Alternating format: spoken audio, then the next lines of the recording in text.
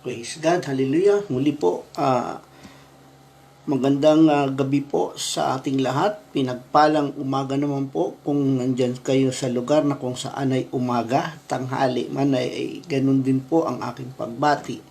Muli ito po inyong kapatid at kaibigan, Brother Romeo Tidon Jr. po, na ngayon po ay muli pong magbabahagi ng salita ng Diyos upang ating pong mapagtagumpayan ang mga bagyong dumarating sa ating buhay, ang mga alon na ating nakakaharap ay mapaglakaran natin ang ibabaw nito.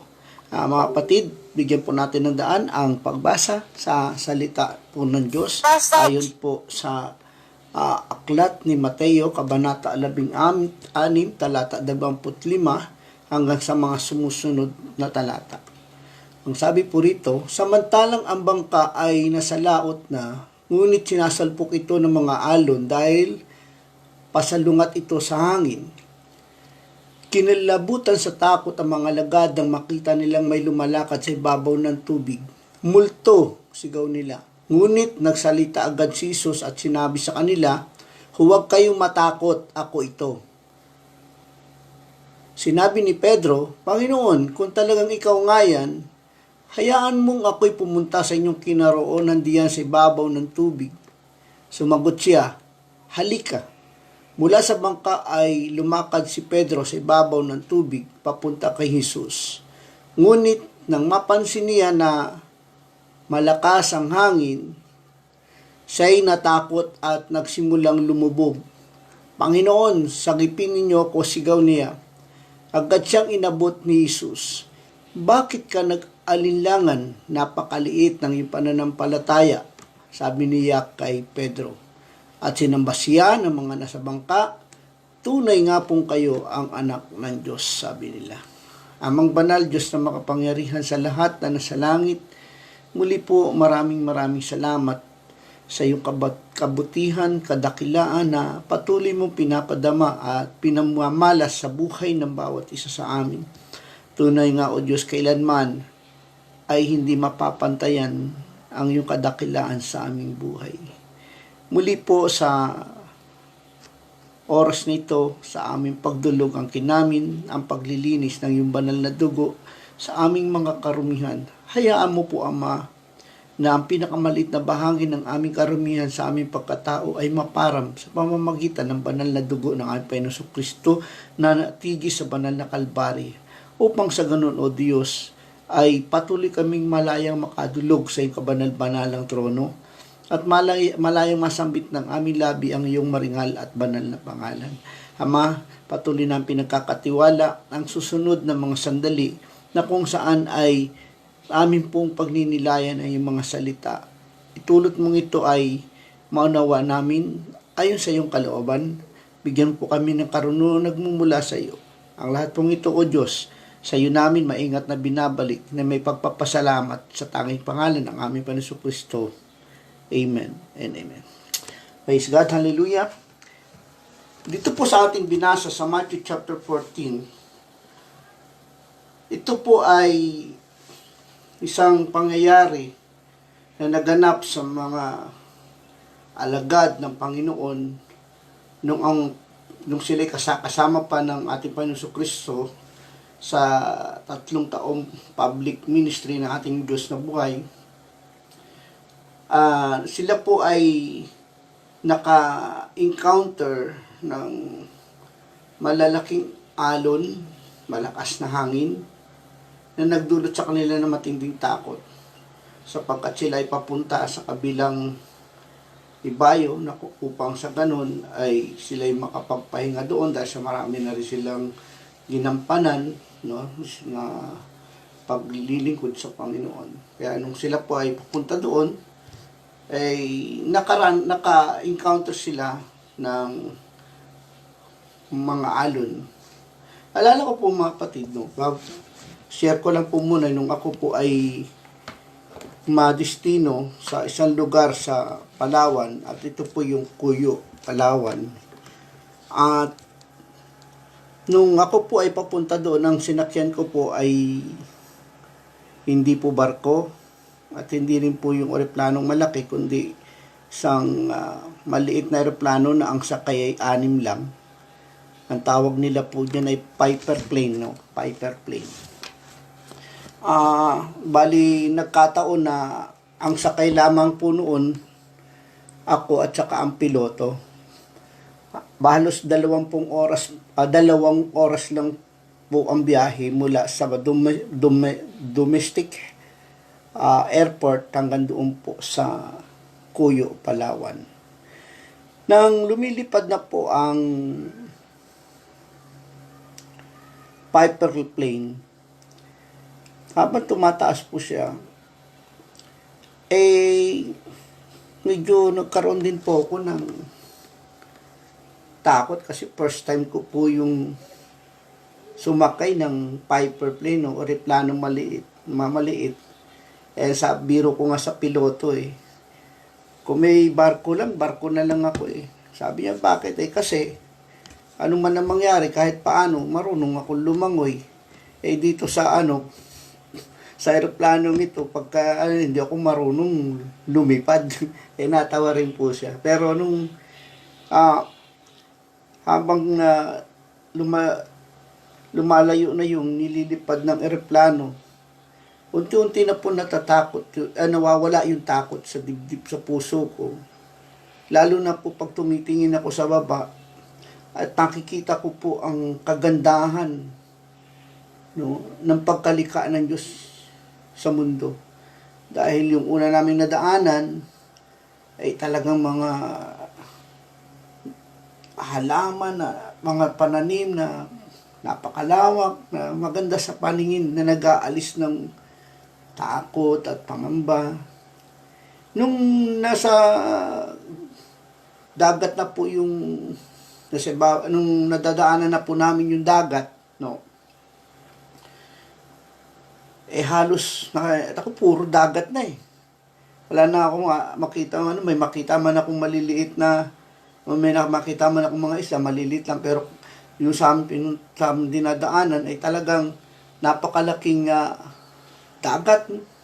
At may nakita ako doon na yung international na barko ba na bumaparada dyan sa sa South Harbor.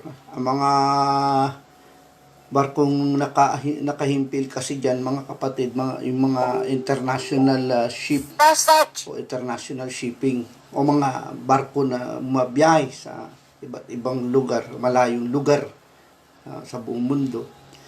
Napakakalak kung nyo po titingnan at makikita nyo po yung mga barkong ito doon po sa South Harbor, malulula ka sa laki, lalaki.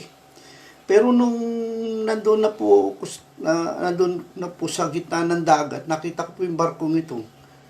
Palibasa, nasa taas kami, ang liit na po ng tingin ko, na yung pong barko para lang isang bangkang papel na lalako kasi nung araw. Mahilig kami gumawa ng bangkang papel, tapos inilalagay po namin sa batya. Para puno na tubig. Parang ganun yung yung sitwasyon, katatayuan niya. Napakalit po, yung barko po napakalaki. Pag titingnan niyo po sa pier, sa pantalan, napakalaki. Pero pag titingnan niyo po doon sa gitna ng dagat, lalo na sa taas po kayo, nakasakay kayo sa eroplano, ang barko po ay napakaliit. No? Napakaliit buso sa gitna ng dagat na para lang siyang bangkang papel, no? Na anytime pagka lumakas yung bagyo, pwede siyang tumaob, malunod. So nakita ko po, napakalit ng barko sa malaking barko na to, pero pagdating doon sa dagat, napakalit lang, napakalaki pala talaga ng dagat. Kaya mga kapatid, isang bagay po ang pinakita sa akin ng Diyos doon.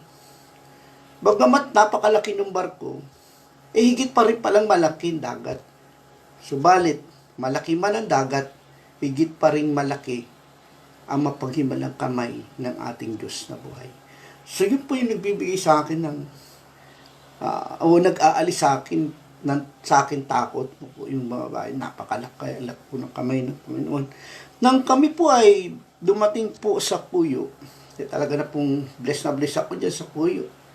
Dahil pagdating namin doon, ang daming sumalubong at ang nakakatuwa, ako po'y sinasabitan ng garland kasi dalawa lang kami nung piloto. Bali ako yung pinaka hinihintay nila doon. Sinabitan ako ng garland, tapos isinakay ako sa isang pinaparada ako, Diyos ko po. Nanliliit po ako doon dahil kasi para akong santo na yung mga na inililibot doon sa buong Kuyo. Po mga makalipas sa mga ilang buwan ko pong pag-i-stay doon as a misyonaryo at bilang lingkod ng Diyos sa Kuyo, Palawan.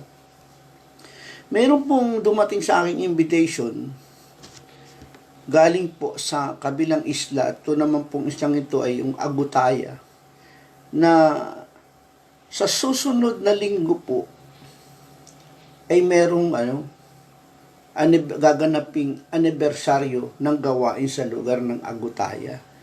At iniimbita nila po ako na pumunta roon bilang kanilang guest speaker na siya magsasalita sa healing message. Anibersaryo po yun. So ngayon po, na pagpasyahan ko na pupunta ako doon para pagbigyan po, kasi wala namang ibang pupuntang preacher sa lugar na yon, kundi ako lang talaga, dahil na ako lang yung na doon na ipadala. Kinausap ko po yung mga choir para sumama sa akin.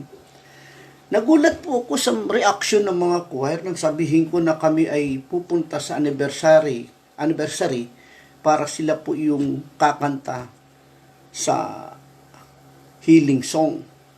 At the same time, sila rin talaga magbibigay ng gagamitin ng Diyos para magbigay ng buhay sa gawain doon. Kasi napakalaking bagay po ang choir pagdating sa gawain ng Diyos.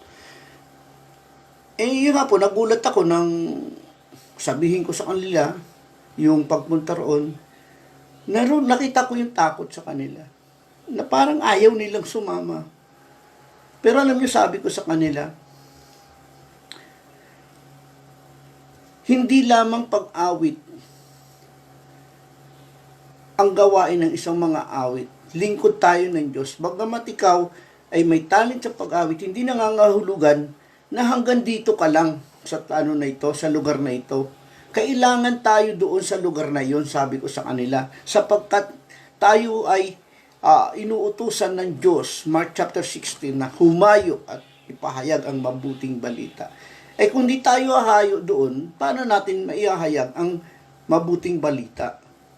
So, natatakot po sila, pero sabi ko, sige, ang hindi sasama, suspindido muna. Hindi makapag-awit. Dahil talagang gusto nila maglingkod sa Diyos, kahit natatakot sila, nakakaramdam ng takot, na hindi ko naman alam bakit natatakot sila, pumayag na rin sila at nagpaalam sila sa kanilang mga magulang, mahal sa buhay. Meron isang kapatid na ang asawa ay nasa abroad. That time, yung anak niya siguro mga 4 years or 5 years, I think. Ang ganun. Narinig ko na nagpaalam sa biyanan niya, na ang paalam niya, ako'y naano talaga sabi niya, Nay, bahala na kayo sa anak ko ha, ano man ang mangyari. So, naanuhan ako doon, bakit ganun ang mga paalam nito? Madalit sabi kinabukasan, ito na kami, biyahe kami. Nung ang bangka sinasakyan namin ay kung ano din, mga siguro kakarga na ng 50, basta ganyan, 30 o 50. Habang lumalayo kami doon sa Kuyo, papunta kami na Agutaya, lumalaki ang alon. Doon ko napagtanto, napag-alaman, na kaya pala itong mga choir members na isasama ko, ganun ang takot muna. Grabe naman talaga pala yung alon, no?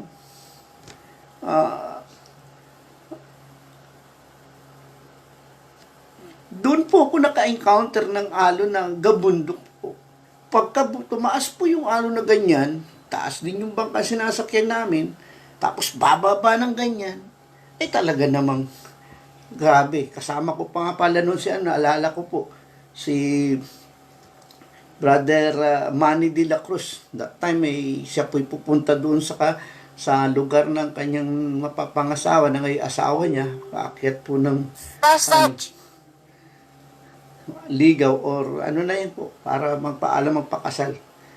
Kasama ko po si Brother Manny, habang po lumalakas yung alon, habang kami papagitna, lalong lumalaki yung alon na na-encounter namin. Lalong, talaga po, hindi ko makita yung bundok sa taas ng alon na At ito sila, itong mga kasama ko, grabe po yung pagpipraise nila, nagtatangs po sila.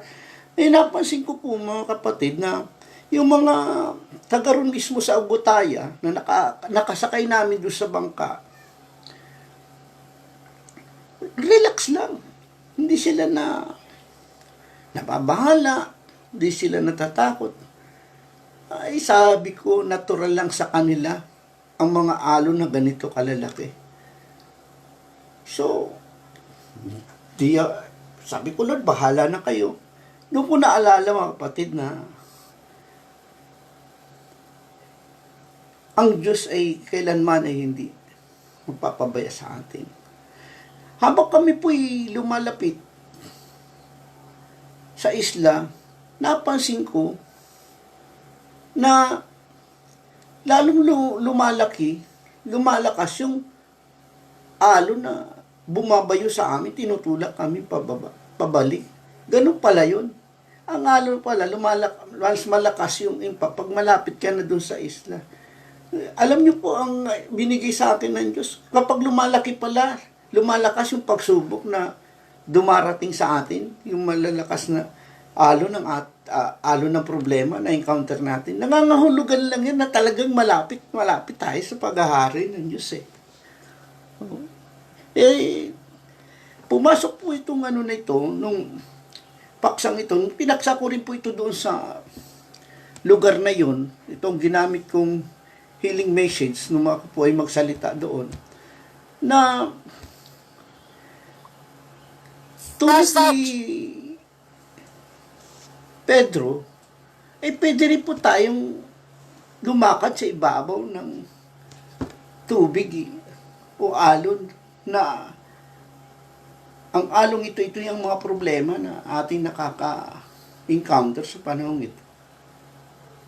Paano po ba nakalakad si si Pedro sa ibabaw ng tubig? Kung papasinin po natin mga kapatid,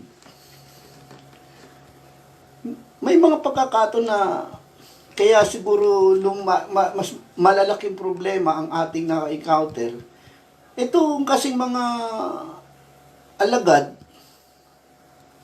kung papansinin niyo po ang verse 24, nasa laot sila, sinasalpok sila ng maalon. Bakit? Dahil pasalungat sila. Pasalungat sila sa hangin. Na sa palagay ko po, kaya po tayo ay lalong lumalaki yung problema na ating nakakaharap kasi ang nilalakaran po natin ay salungat sa kalooban ng Diyos. Di ayon sa kalooban ng Diyos. Kaya mas lalong lumalaki yung ating nakakaharap na i-encounter na mga problema. Subalit mga kapatid, tandaan po natin, gaano man kalalaki itong ma-encounter natin, maaaring sumasalungat tayo sa kalooban ng Diyos, hindi tayo lubusang iiwan ng Diyos. Hindi niya tayo pwedeng pabayaan. At dito nga po, dumating po yung pagkakataon na ang alagad ng Panginoon na si Pedro ay lumakad sa ibabaw ng alon. Balikan po natin ang senaryo. Nung nandun na po sila, naramdaman nila ang presensya ng Diyos. Nandoon ang Panginoon. Na makita nga nila ang Panginoon na naglalakad sa ibabaw ng dagat napagkamalan pa nilang multo. Pero sabi ng Panginoon, huwag kayong matakot, ako ito. Tandaan po natin, kailanman hindi tayo iniiwan ng Diyos. Hindi tayo pababayaan ng Diyos. At sa pagkakataong ito, mga kapatid, nang sabihin ng Panginoon, ako ito, ang sagot ni Pedro ay ito. Kung talagang ikaw yan, sabi niya, hayaan mong ako'y pupunta sa karoroonan mo. So, sabi niya, sige, halika. Halika. Tandaan niyo po, ang sabi ng Panginoon kay Pedro, halika. Yung halika, ito po isang panyaya. At tayo naman lahat, di ba, Matthew chapter 11, verse 22, sa verse 8, Matthew chapter 11, tayo po lahat ay inaanyahan na ba? Come to me, all of you are tired. Come to me. Sabi, halika kayo. Ito yung At nang marinig ng Pedro na ito ang tawag ng Diyos sa kanya, halika, siya po ay lumakad sa ibabaw. Hinihakbang niya yung paa niya. Mga kapatid, no?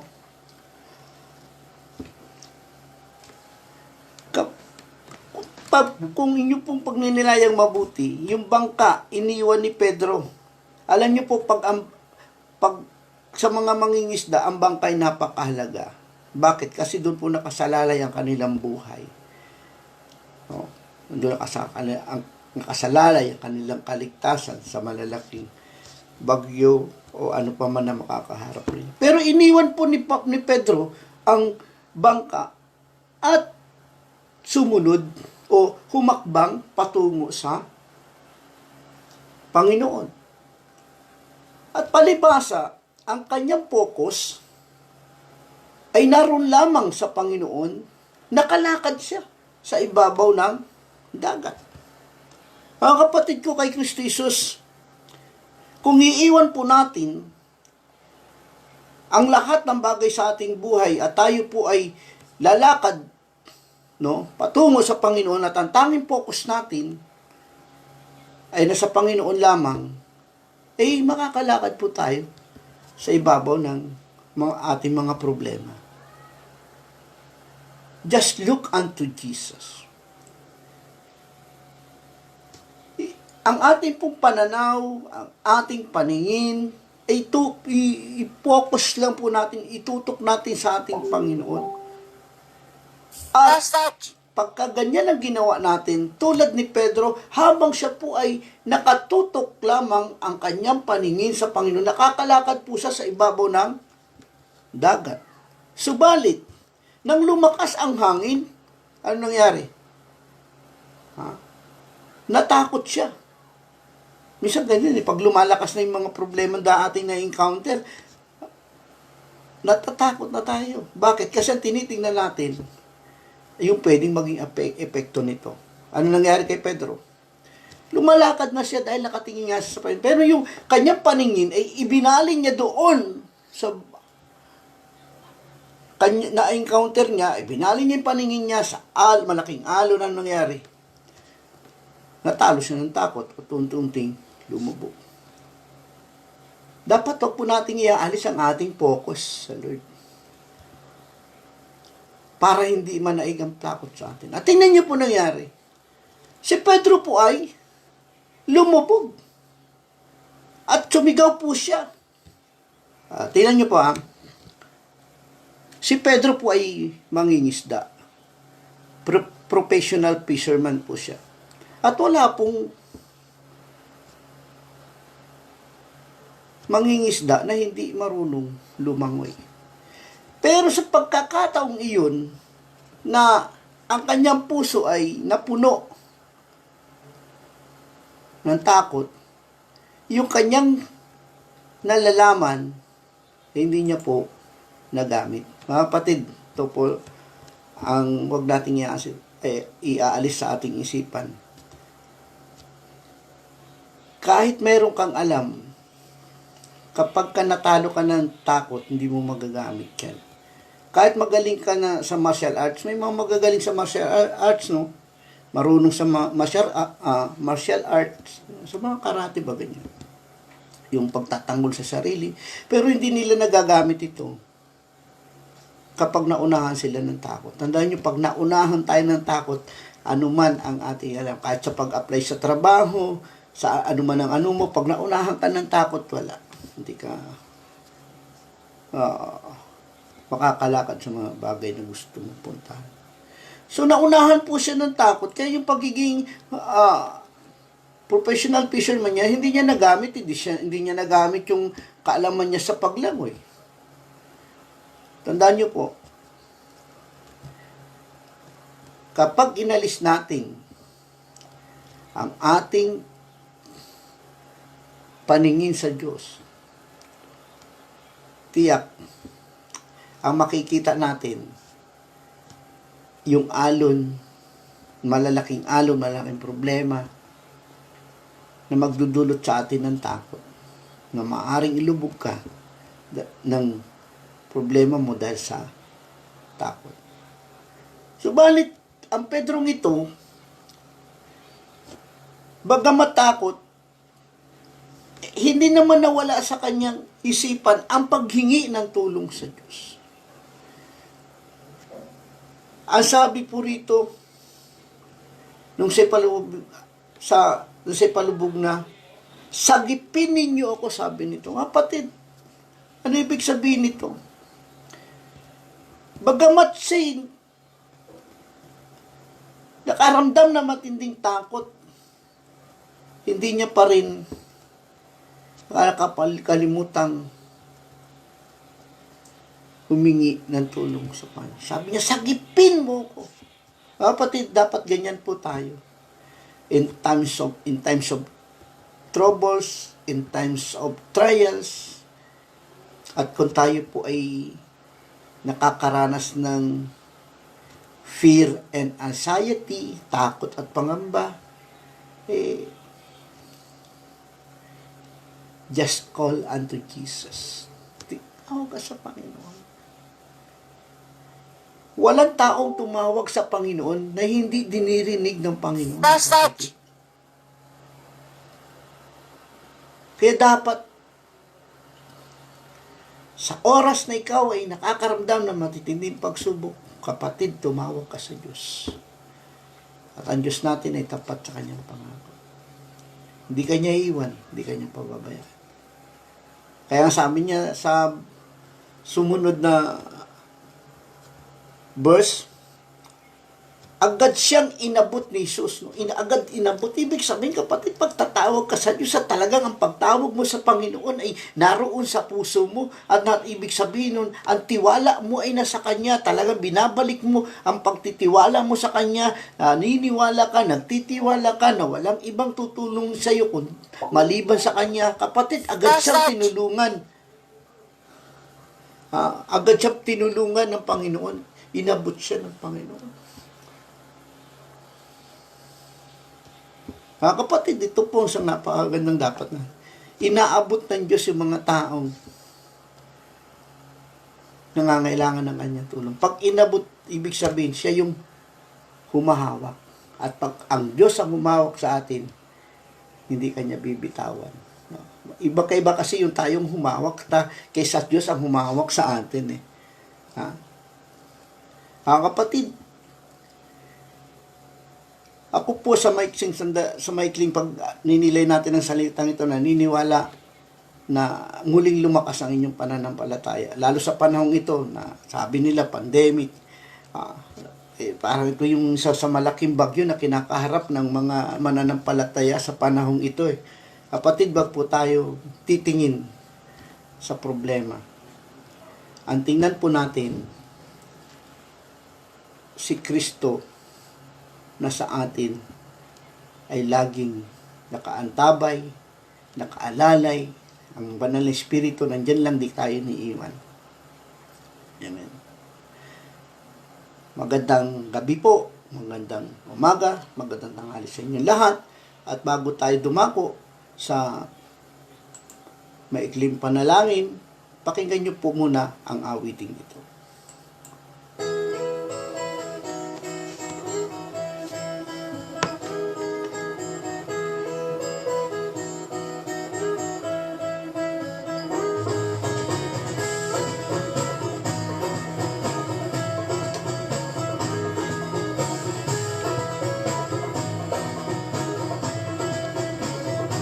Ikaw ang tubig at ang ilog sa gitna ng tagtuyot. Ang tinig ng aking hilig ay dumadaloy mula sa'yo. Itinuhig ang mga tala, mga tanawin na nakikita. Ikaw ang angka ng aming buhay, tanging ikaw lamang, O Jesus.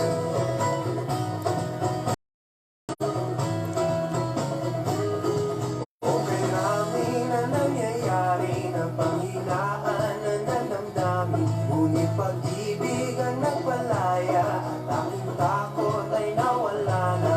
Tumakapit sa'yo, O aking Diyos, ang pakay ko, kalooban mo, sila ng pulot, ang pulot, ang puso ko'y naangkat sa'yo. Malaya at panata, kalumaya, pag-ihaya, ang iyong mga nangyari sa mundo. Di magpapakahos sa hampas ng mga araw, kung ang puso'y nag-aangkat sa iyo. Basta!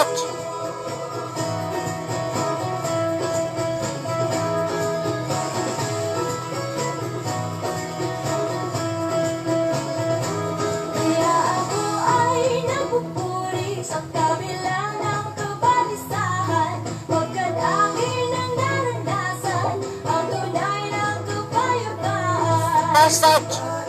Paliwanag kung ba't ako ay pinatawad. Tinawag ng iyong anak, kaya lagi na kapit sa'yo, O aking Diyos, ang pakay ko, kalooban mo, kaya ng pulot, ng pulot, ang puso ko'y naangkat sa'yo. Malaya at panata, kalumaya, pag-ihaya, ang iyong mga nangyari sa mundo. Di magpapahapos sa hampas ng mga araw, kung ang puso'y nag-aangkat sa iyo.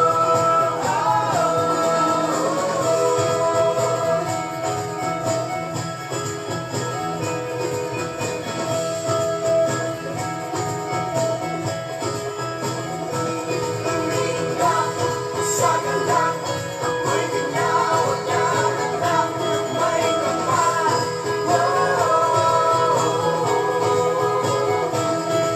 Malaya at panata na lumaya upang ihaya ang iyong mga hangarin sa mundo. Hindi magpapahapos sa hampas ng mga araw, kung ang puso'y nag-aangkat sa iyo. Malaya at panata na lumaya upang ihaya ang iyong mga hangarin sa mundo. Di magpapahapos sa hampas ng mga araw, kung ang puso'y nag-aangkat sa iyo.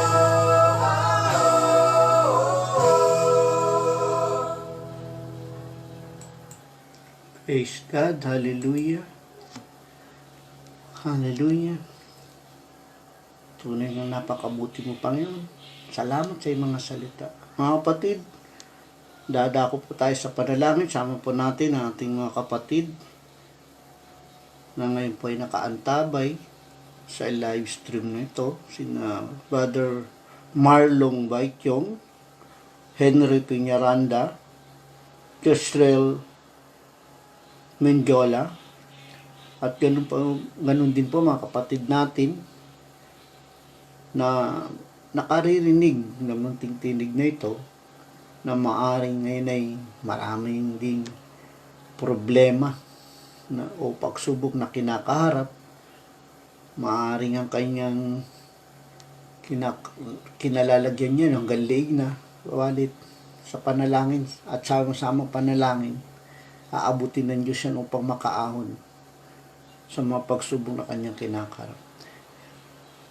Sama po natin ang ating mga kapatid, sina Sister Elsie Molina Flores at ang kanyang brother husband, na sila po'y patuloy ng pagpalain at patuloy pong bigyan ng kagalingan kanyang brother husband sa nararamdamang mga takot. Bigyan siya ng kalakasan, ng spiritual na kalakasan at kapangyarihan ng gagaling sa Diyos upang ma-overcome niya ang takot na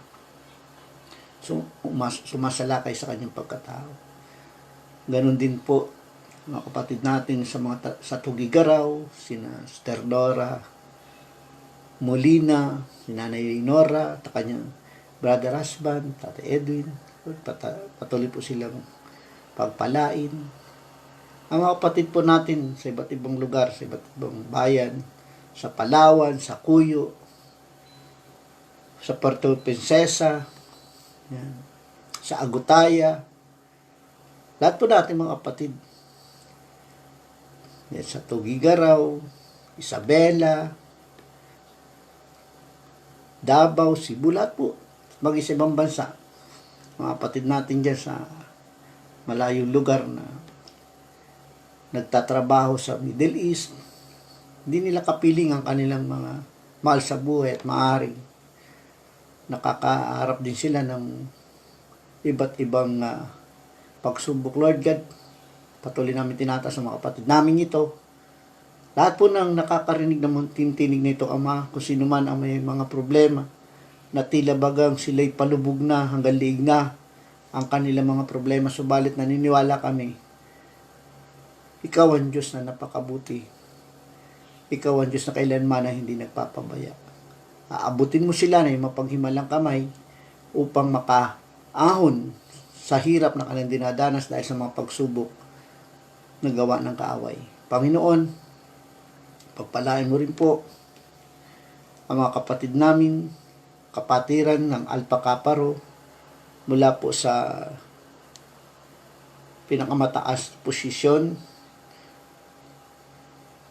ang NGS,